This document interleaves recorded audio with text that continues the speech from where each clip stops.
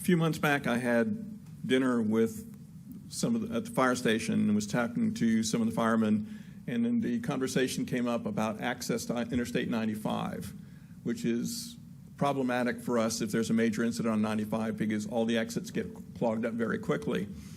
From that, made a phone call to VDOT and talked to Marcy Parker, our district engineer, about, because we were already in the process of working on 95, was there a way to incorporate some type of emergency access point onto 95 just for emergency vehicles? Originally, we thought about Cowan Boulevard, which would be great because then you can get right off and get right to the hospital very quickly and everything else like that, and that went nowhere. Then we had follow-up conversations with Chief Jones and his staff, and they came up with the concept of going back behind the visitor center in Celebrate and coming in that way. And that way you could get access to 95. You have a staging area right there at the visitor center for emergency vehicles and everything else, which went back to Marcy, who VDOT went right to the feds and say, this is what we're thinking about doing, because they have to have approval over any access to 95. And they came back and said, well, as long as you have limited to only vehicles, emergency vehicles, and no, it can never be used for a ramp to bring traffic off of 95. Strictly limited. It's going to have a gate. Only the fire department, police department have access to it, and we're okay with it. Then we had to make a phone call over to the silver companies because the land we were talking about building this over was owned by the silver companies. And it was only one phone call, and they said, let us know what you need from us. We will sign off on it, and we're ready to go.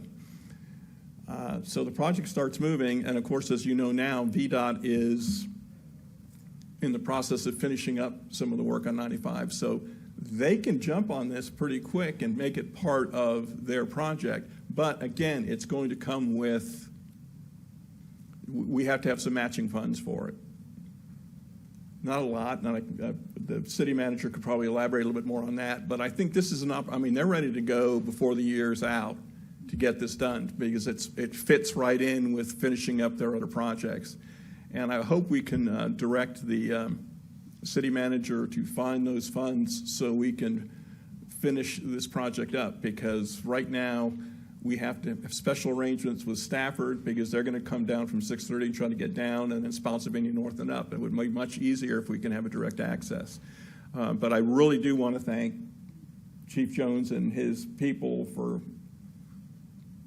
I think it was over spaghetti, saying, hey, we're really worried about getting this access point. Can we find a way to get access? And then, as much as we beat up on VDOT, which is on a regular basis, they really, Marcy and her staff went right to work, got a hold of the feds, and have already done all the preliminaries. So now it's just a matter of whether or not we want to commit the funding to bring this project to fruition. And I will turn it over to the city manager if we want to add anything else with regards to potential amounts of funding that we may need to come up with. Madam Mayor, to Mr. Kelly's introduction, I think that is well stated. The need is real. We've done some analysis. Chief Jones and his folks have done some analysis. It would be useful for us to have a quick access to the interstate. This concept is viable. We've met on site with VDOT. Mr. Brown and I met with Chief Jones and Marcy Parker on site, so it is viable. We do think that it's nearing a finish line. It's roughly a $200,000 project, as we understand, and the city would have to come up with roughly 25% of that. I think it's money well spent, and I appreciate Mr. Kelly bringing it forward. Yeah, absolutely.